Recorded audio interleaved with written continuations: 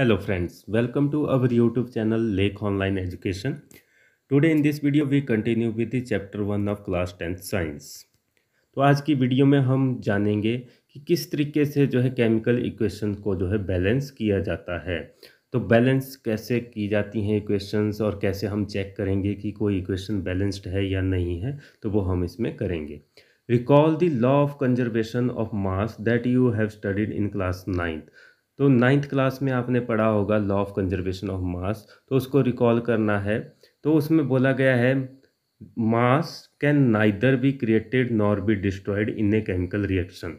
कोई chemical reaction होता है तो उसके अंदर ना ही मास को हम क्रिएट कर सकते हैं, ना ही हम उसको डिस्ट्रॉय कर सकते हैं, ख़त्म किया जा सकता है मास को।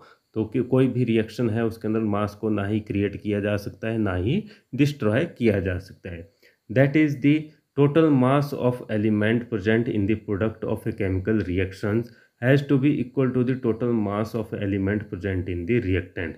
अब इसमें बोला गया है कि जो टोटल मास होता है एलिमेंट का, जो प्रेजेंट रहेगा प्रोडक्ट के अंदर, किसी केमिकल रिएक्शन के प्रोडक्ट के अंदर जो टोटल मास होगा तो वो इक्वल होगा, has to be equal to the total mass of element. Element का टोटल मास जो प्रेजेंट रहेगा रिएक्टेंट के अंदर। तो जितना मास जो है, टोटल मास जो है रिएक्टेंट के अंदर होगा किसी एलिमेंट का, तो उतना ही टोटल मास उसका जो है प्रोडक्ट के अंदर रहेगा, वो चेंज नहीं होगा, इक्वल ही रहेगा। तो ये जो है law of conservation of mass जो है उसको फॉलो करता है कोई भी केमिकल रिएक्शन। तो टोटल मास जो है कंजर्व रहेगा, वो जो है चेंज नहीं होगा। किसी जब वो प्रोडक्ट बना रहा है तो तब भी उसके अंदर एलिमेंट का मास जो है इक्वल ही रहेगा। आगे बात की गई in words the number of atom of each element remain the same. तो वर्ड्स के अंदर जो है नंबर ऑफ एटम्स जो हैं इनका जो है एलिमेंट्स का जो है सेम रहेगा before and after the chemical reaction. तो इन अदर वर्ड्स की बात की गई है कि अगर हम दूसरे शब्दों में अगर बात करें तो जो नंबर ऑफ एटम्स रहेगा किसी भी एलिमेंट का रिएक्टेंट और प्रोडक्ट के अंदर, तो वो जो है सेम रहेगा, वो चेंज नहीं होगा before and after the chemical reaction. तो मतलब रिएक्शन होने से पहले भी सेम रहेगा रिएक्टेंट के अंदर, और रिएक्शन होने के बाद भी सेम रहेगा। Hence we need to balance a skeleton chemical equation. इसलिए हमें जो स्केलेटन जो है या अनबैलेंस्ड केमिकल इक्वेशन होती है उसको हमें बैलेंस करना ज़रूरी होता है। Is chemical equation 1.2 balanced? क्या जो इक्वेशन हमारे पास दी गई है 1.2, क्या वो बैलेंस्ड है? तो 1.2 जो इक्वेशन है वो ऊपर हमने देखी है। तो ये हमारे पास एक जो है इक्वेशन है जो हमने पिछली वीडियो के अंदर भी डिस्कस की थी कि ये जो है अनबैलेंस्ड इक्वेशन है, स्केलेटन इक्वेशन है, क्योंकि Mg का नंबर तो सेम है रिएक्टेंट और प्रोडक्ट के अंदर, लेकिन ऑक्सीजन का नंबर रिएक्टेंट के अंदर ज़्यादा है और प्रोडक्ट के अंदर कम है। तो इस तरीके से ये जो है एक स्केलेटन इक्वेशन है। तो इसमें 1.2 जो है स्केलेटन इक्वेशन है। अब आगे हम बात करते हैं, let us learn about the balancing A chemical equation step by step. तो अब हम जो है लर्न करना सीखेंगे किस तरीके से जो है हम जो है स्टेप बाय स्टेप जो है जानेंगे कि कोई भी केमिकल इक्वेशन उसको हम कैसे बैलेंस कर सकते हैं। The word equation for the activity 1.3 में बी रिप्रेजेंटेड एज। तो जो एक्टिविटी 1.3 हमने पढ़ी थी उसके लिए वर्ड इक्वेशन हमारे पास ये दी गई है। तो जो 1.3 एक्टिविटी है तो उसमें बोला गया था कि जिंक का रिएक्शन, जिंक ग्रैन्यूल का रिएक्शन हमने सल्फ्यूरिक एसिड के साथ करवाया या हाइड्रोक्लोरिक एसिड। तो यहाँ पर सल्फ्यूरिक एसिड की दे रखी है इक्वेशन। तो जिंक जो है हमारे पास दे रहा है, जिंक का रिएक्शन करवाया गया सल्फ्यूरिक एसिड के साथ। तो zinc plus sulphuric acid, arrow लगा, प्रोडक्ट के लिए रिप्रेजेंट कर रहा है जिंक सल्फेट प्लस हाइड्रोजन। तो ये हमारे पास प्रोडक्ट के अंदर बने, ये आगे reactant zinc plus sulphuric acid और जिंक सल्फेट प्लस हाइड्रोजन आगे हमारे पास प्रोडक्ट। अब आगे इसमें बताया गया the above word equation may be represented by the following chemical equation. तो ये जो वर्ड इक्वेशन है उसको हम जो है फार्मूले की फॉर्म में भी लिख सकते हैं। तो इसको रिप्रेजेंट किया जाएगा वर्ड इक्वेशन को फार्मूले की फॉर्म में इस तरीके से। तो जिंक का फार्मूला होता है Zn और सल्फ्यूरिक एसिड का होता है H2SO4। तो हमने जिंक की जगह Zn लिख दिया प्लस H2SO4 सल्फ्यूरिक एसिड की जगह लिख दिया, वर्ड की जगह फार्मूला यूज किया। और प्रोडक्ट में बना जिंक सल्फेट, तो जिंक सल्फेट का फार्मूला है ZnSO4 प्लस H2। तो ये हमारे पास जो है इसकी जो है सिंबॉलिक फॉर्म में इक्वेशन आ गई और ज़्यादा कंसाइज और सिंपल जो फॉर्म में हमने इसको लिख दिया। तो अगर इसमें अगर हमने चेक करना है कि ये इक्वेशन बैलेंस्ड है या नहीं है, तो इसके लिए हमें जो है लेफ़्ट हैंड साइड और राइट हैंड साइड में जो है एलिमेंट्स के एटम्स को जो है काउंट करना पड़ेगा। Let us examine the number of atoms of different element on the both side of the arrow. तो दोनों साइड में एरो के जो है नंबर ऑफ एटम्स जो है एलिमेंट्स के कितने हैं वो हम अब जांचेंगे। तो एलिमेंट्स हमारे पास जो दे रखे हैं, तो उसमें अगर हम देखें तो जिंक हमारा जो है दोनों साइड है, लेफ़्ट और राइट में। हाइड्रोजन दोनों साइड है, सल्फ़र दोनों साइड है और ऑक्सीजन भी दोनों साइड है। अब हम लिखेंगे number of atoms in the reactant. तो नंबर ऑफ़ एटम्स जो है रिएक्टेंट के अंदर कौन कौन से हैं लेफ़्ट हैंड साइड के अंदर, और दूसरे साइड लिखेंगे number of atoms in the product right hand side. तो राइट हैंड साइड जो प्रोडक्ट की साइड है, तो उसमें नंबर ऑफ़ एटम्स कितना है। तो अगर हम जो है देखें जिंक का नंबर लेफ़्ट हैंड साइड में तो 1 है, दैट इज़ 1। और अगर हम राइट हैंड साइड में देखें तो वो भी 1 ही है। अगर हम हाइड्रोजन का नंबर देखें लेफ़्ट हैंड साइड में, तो इसका नंबर जो है 2 है रिएक्टेंट के अंदर, और प्रोडक्ट के अंदर काउंट करें तो ये भी 2 ही है इसका नंबर। अब अगर बात करें सल्फ़र की, तो सल्फ़र का नंबर 1 है लेफ़्ट हैंड साइड में, और जो है राइट हैंड साइड में भी इसका नंबर 1 है सल्फ़र का। और अब अगर हम बात करते हैं ऑक्सीजन रहता है हमारे पास, तो ऑक्सीजन का नंबर जो है 4 है, और यहाँ पर भी 4 है। तो दोनों साइड लेफ़्ट और राइट में 4 है। तो हम बोल सकते हैं कि ये जो इक्वेशन हमारे पास दी गई है Zn+H2SO4 ZnSO4+H2, तो ये कैसी है, एक बैलेंस्ड इक्वेशन है। तो इसमें जो है इक्वल नंबर है लेफ़्ट हैंड साइड में भी और राइट हैंड साइड में भी एलिमेंट्स के एटम्स का। तो ये एक बैलेंस्ड इक्वेशन हुई। अब ये तो हमें पता चल गया कि ये बैलेंस्ड इक्वेशन है। अगर हमारे पास बैलेंस्ड इक्वेशन नहीं है तो उसको हम कैसे बैलेंस करेंगे, तो आगे हम वो जानेंगे। As the number of atoms of each element is the same on both sides of the arrow, equation 1.3 is a balanced chemical equation. तो वही रिजल्ट बता रखे हैं कि दोनों साइड में एरो के जो है इक्वल नंबर है एटम्स का, तो इसलिए ये इक्वेशन कैसी है, बैलेंस्ड इक्वेशन है। Let us try to balance the following chemical equation. अब एक और इक्वेशन दे रखी है हमारे पास 1.4, तो उसको बैलेंस करने की बात की गई है Fe+H2O एरो Fe3O4+H2। तो ये हमारे पास एक इक्वेशन है 1.4, तो इसको अब हम बैलेंस करना सीखेंगे। तो इसमें आगे जो है बताया गया है। तो स्टेप 1 सबसे पहले, तो इसको स्टेप बाय स्टेप अगर हम इसके नंबर काउंट करें तो देखेंगे हम कि आयरन का जो नंबर है यहाँ 1 है, यहाँ 3 है, तो इसी से पता चलता है कि अनबैलेंस्ड है। और ऑक्सीजन का नंबर यहाँ पर 1 है, यहाँ पर सीधा 4 हो गया है। और हाइड्रोजन का नंबर यहाँ 2 है, यहाँ पे 2 है, तो hydrogen is balanced but other elements are not balanced. तो उस केस में हमें इनको बैलेंस करना पड़ेगा। तो कैसे इसको बैलेंस किया जाता है वो स्टेप बाय स्टेप हम जानेंगे। तो इसमें फर्स्ट स्टेप है to balance a chemical equation. तो कोई भी केमिकल इक्वेशन अगर हमने बैलेंस करनी है, first draw the boxes around each formula. तो जो फार्मूला है इक्वेशन के, तो उनके अराउंड हमने क्या करना है, बॉक्सेस ड्रॉ कर देने हैं, जैसे यहाँ पर दिखाया गया है। तो Fe के अराउंड हमने बॉक्स जो है ड्रॉ कर लिया, आयरन वाटर के अराउंड हमने बॉक्स, और Fe3O4 के अराउंड और H2 के अराउंड हमने बॉक्सेस ड्रॉ कर लिए। Do not change anything inside the boxes while balancing the equation. कोई भी चीज़ हमने चेंज नहीं करनी, सिर्फ हमने बॉक्सेस ही बनाने हैं, उसके अंदर नंबर के साथ कोई हेर फेर नहीं करना, कोई कम ज़्यादा नहीं करने हैं। अपनी तरफ से जो दिए गए हैं वही रहने देने हैं, और उनके बाहर सिर्फ हमने बॉक्सेस लगाने हैं। तो first step is to draw the boxes around the formula. तो बॉक्सेस जो है ड्रॉ करने हैं फार्मूला के अराउंड। अब बात करते हैं स्टेप नंबर 2 की। तो स्टेप नंबर 2 में बोला गया list the number of atoms of different element present in the unbalanced equation. फिर जो है हम जो है लिस्ट बनाएंगे एलिमेंट्स की, जो है एलिमेंट्स के एटम्स की, कि एलिमेंट्स कौन कौन से हैं और उनमें कितने एटम्स हैं लेफ्ट हैंड साइड में और राइट हैंड साइड में, जैसा हमने ऊपर वाली इक्वेशन के अंदर किया था। तो नंबर ऑफ एटम्स को काउंट किया जाएगा सेकेंड स्टेप के अंदर।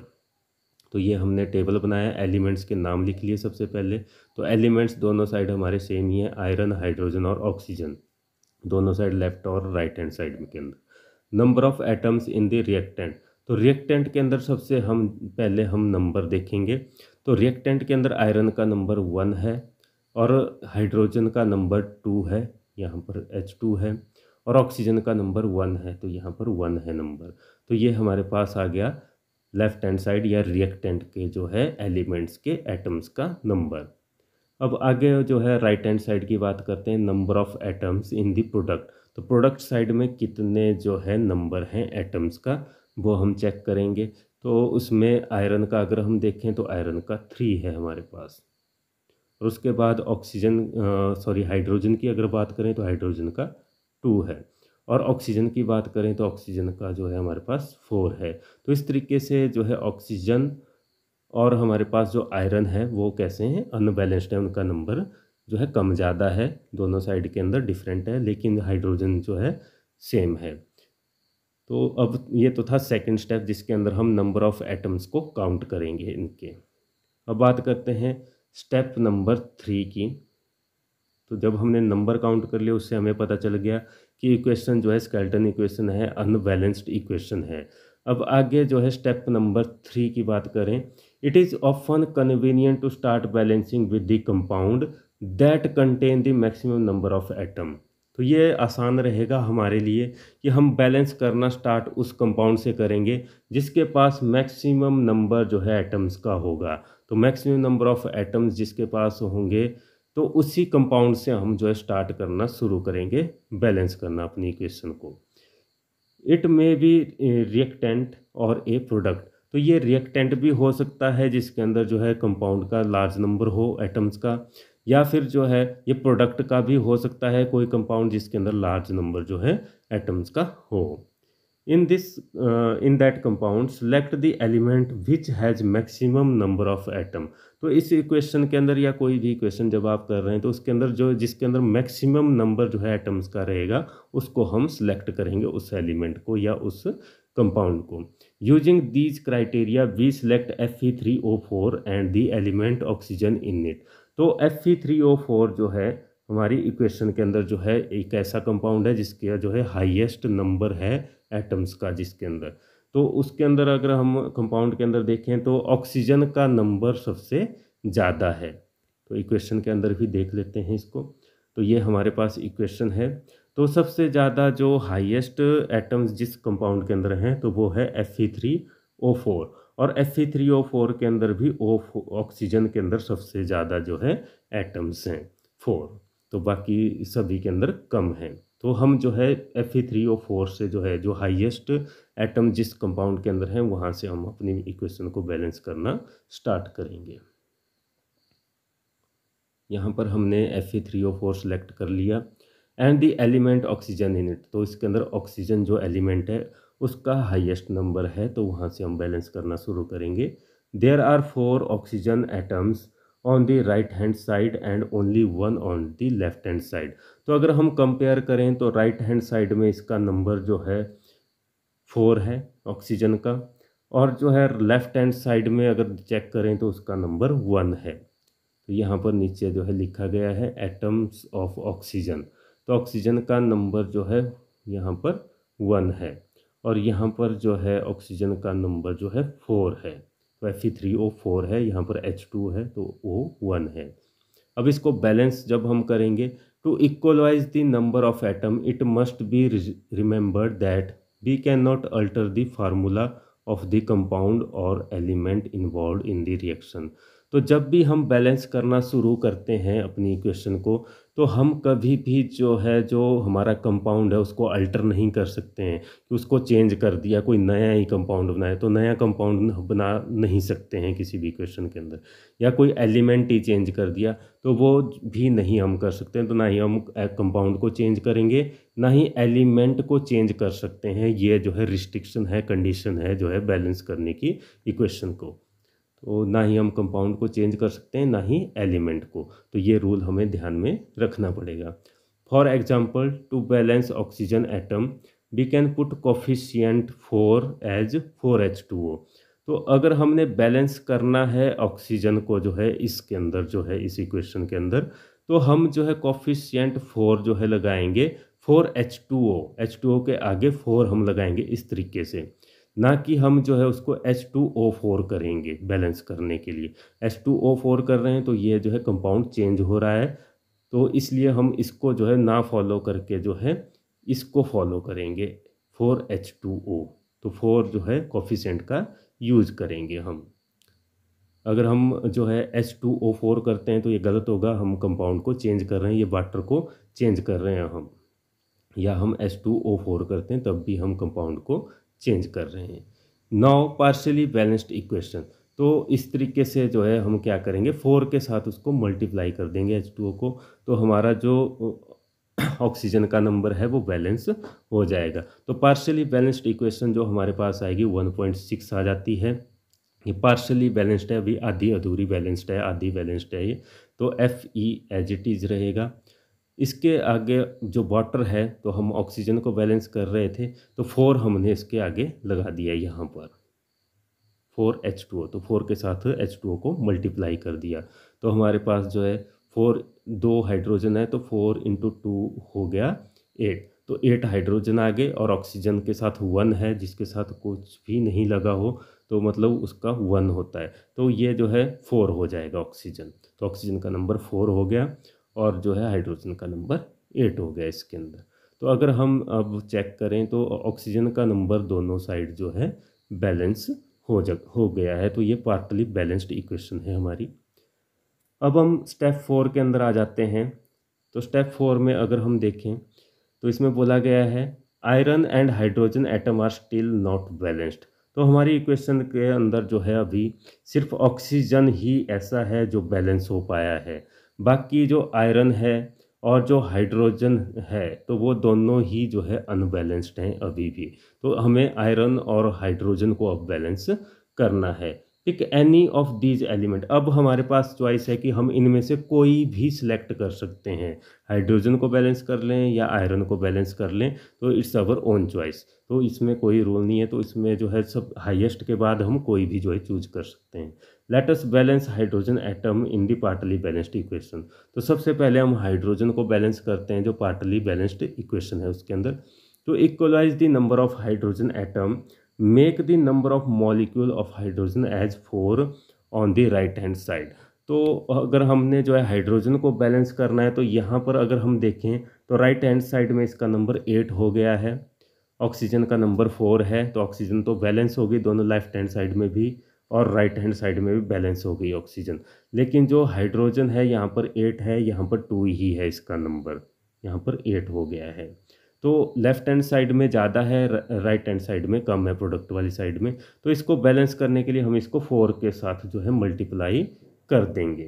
तो 4H2 अगर हम H2 यहाँ कर देते हैं तो सीधा 8 हो जाता है। तो इस तरीके से इसका जो है हाइड्रोजन का नंबर दोनों साइड बैलेंस हो जाएगा। तो अगर हम देखते हैं तो equalize the number of hydrogen atom, make the number of molecules of hydrogen as 4 on the right hand side. तो 4 जो है हाइड्रोजन एटम्स को हम कर देंगे जो है राइट हैंड साइड में। तो इनिशियल स्टेज हमारे पास इस तरीके से ही है, 8 हमारे पास जो है आ गए हैं हाइड्रोजन का नंबर, और 2 जो है इसके अंदर जो है राइट हैंड साइड के अंदर हमारा जो है प्रोडक्ट का नंबर है। तो लेफ्ट हैंड साइड में है 8 और राइट हैंड साइड में है 2 जो है हाइड्रोजन का नंबर।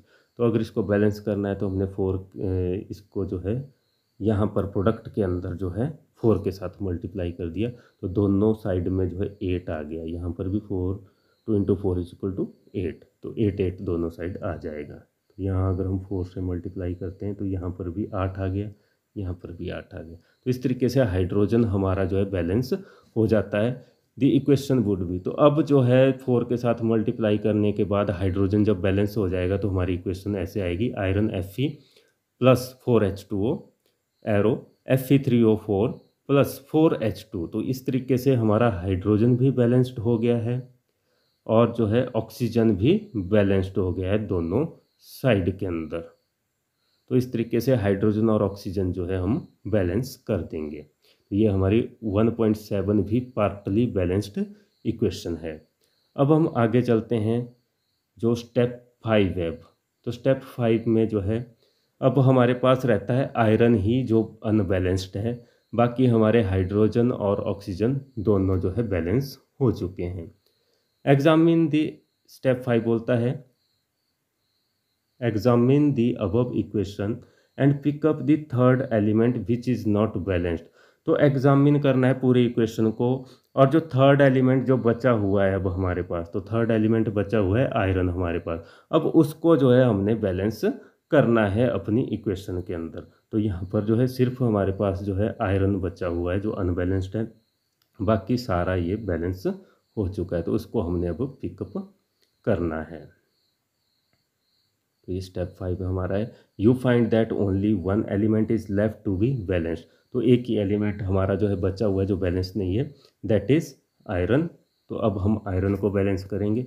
तो इनिशियल स्टेज जो हमारी है एटम्स ऑफ आयरन की बात करें तो रिएक्टेंट के अंदर 1 है और प्रोडक्ट के अंदर 3 है, Fe3O4 करके। तो Fe3 है तो 3 इसका नंबर हमारे पास है प्रोडक्ट के अंदर, और रिएक्टेंट के अंदर 1 है। अब इसको हम बैलेंस करेंगे, तो इसके लिए हम क्या करेंगे, सिंपली आयरन को जहाँ पर 1 है तो 1 को जो है 3 के साथ मल्टीप्लाई कर देंगे, तो यहाँ पर 3Fe हम कर देंगे। To equalize Fe we take 3 atoms of iron on the left hand side. तो लेफ्ट हैंड साइड में हम जो है आयरन के 3 एटम्स को अगर हम ले लेते हैं तो हमारी जो इक्वेशन है वो बैलेंस हो जाएगी। तो इस तरीके से हमने यहाँ पर क्या कर दिया, 3 के साथ आयरन 3 एलिमेंट जो है आयरन के ले लिए, 3Fe plus 4H2O arrow Fe3O4 plus 4H2। तो इस तरीके से अगर आयरन को देखें तो आयरन का भी 3 नंबर आ गया, हाइड्रोजन का 8 आ गया दोनों साइड, और ऑक्सीजन का 4 आ गया है दोनों साइड। तो इस तरीके से ये इक्वेशन हमारी जो है अब कंप्लीटली बैलेंस्ड इक्वेशन बन जाती है।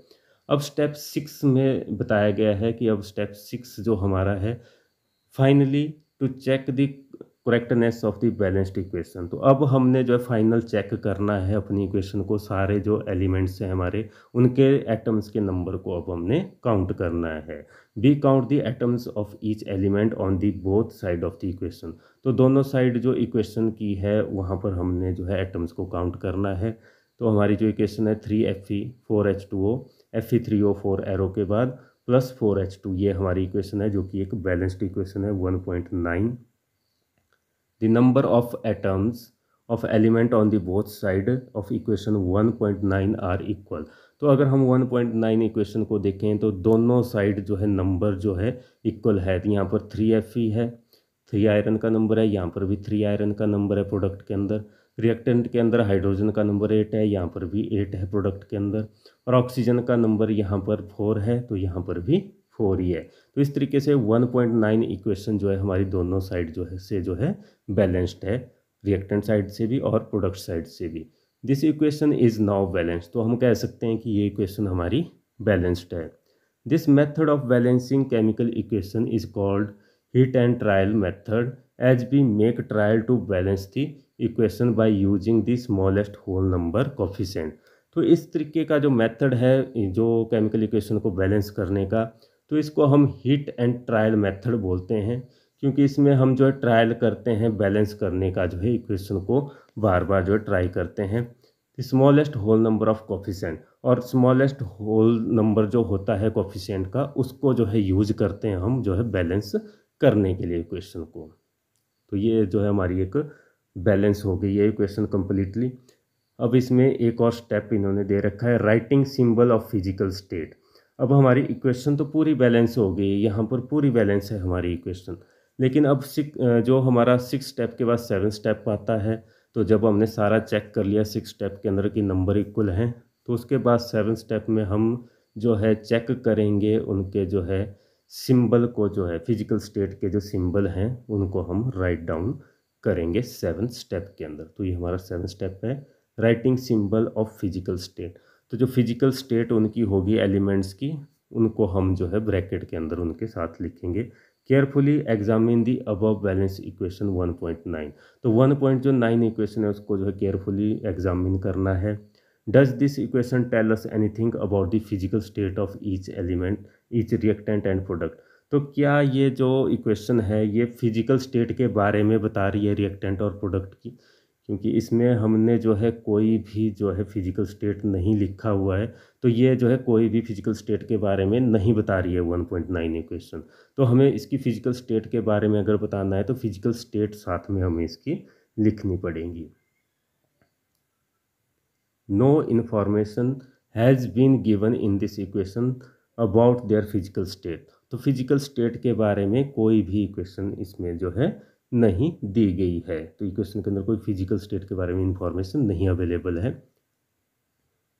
To make a chemical equation more informative the physical states of the reactant and product are mentioned along with their chemical formulae. तो अगर हमने जो अगर कोई भी केमिकल इक्वेशन है उसको इंफॉर्मेटिव बनाना है और ज़्यादा, तो फिजिकल स्टेट जो है रिएक्टेंट और प्रोडक्ट दोनों की हमें लिखनी पड़ेगी और मेंशन करनी पड़ेगी केमिकल फार्मूले के साथ। The gaseous, liquid, aqueous and solid state of the reactants and products are represented by the notion।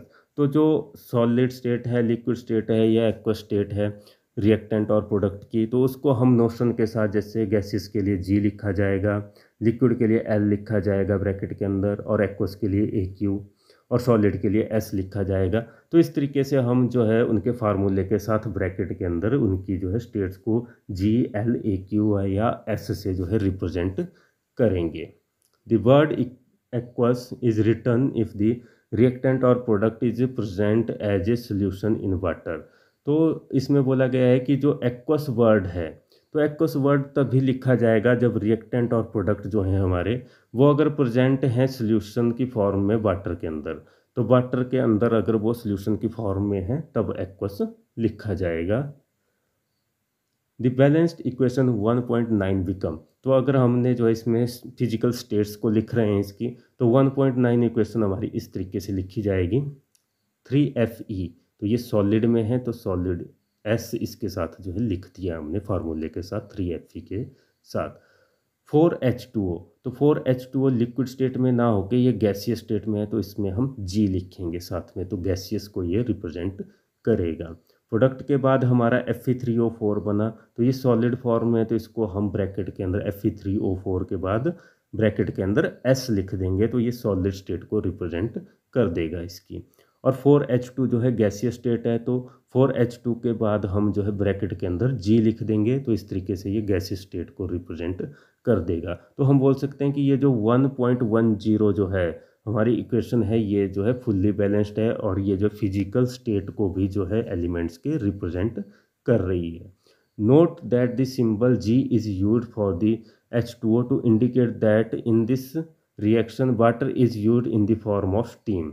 तो इसमें जो है वाटर के लिए जो है H2O के लिए के H2O के साथ G लिखा गया है, गैसियस स्टेट लिखा गया है। तो इसका मतलब ये है कि जो इस रिएक्शन के अंदर जो वाटर यूज किया गया है वो स्टीम की फॉर्म में यूज किया गया है, वेपर्स की फॉर्म में यूज किया गया है।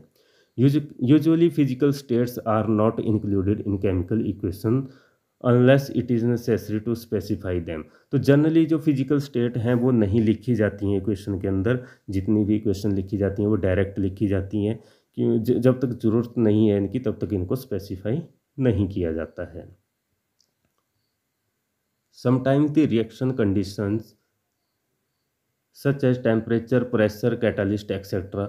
for the reaction are indicated above or below the arrow in the equation। तो कई बार आपने देखा होगा कि जो रिएक्शंस होते हैं तो उनके ऊपर, एरो के ऊपर जो है टेम्परेचर लिखा होगा, प्रेशर लिखा होगा या कैटालिस्ट लिखा जाता है, जो एरो है उसके ऊपर या नीचे, अबव और बिलो। तो जैसे यहाँ पर लिखा गया है 340 एटमॉस्फेयर, यहाँ पर सनलाइट और क्लोरोफिल लिखा गया, सनलाइट ऊपर और क्लोरोफिल एरो के नीचे लिखा गया है। तो इस तरीके से भी इसमें जो है लिखा जाता है।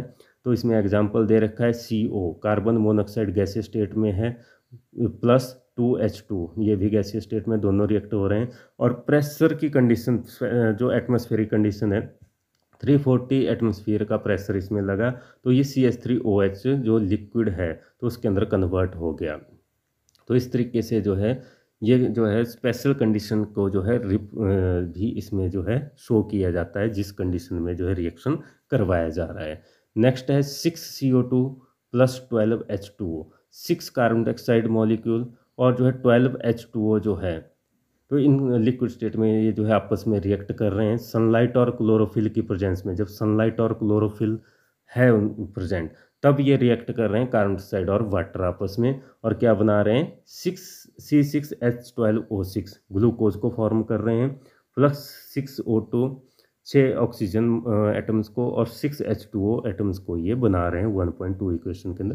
तो ये स्पेशल कंडीशन में जिसमें जो है पर्टिकुलर सिचुएशन का होना जरूरी है, पर्टिकुलर टेम्परेचर प्रेशर या कैटालिस्ट का होना जरूरी है, तभी रिएक्शन होगा। तो उसको हम एरो के अबव और बिलो जो है रिप्रेजेंट करते हैं, जैसा इन दो इक्वेशन के अंदर दिखाया गया है। Using these steps can you balance equation 1.2 given in the text earlier. तो 1.2 जो इक्वेशन दी गई है, क्या आप उसको जो है बैलेंस कर सकते हैं जो पहले दी गई थी।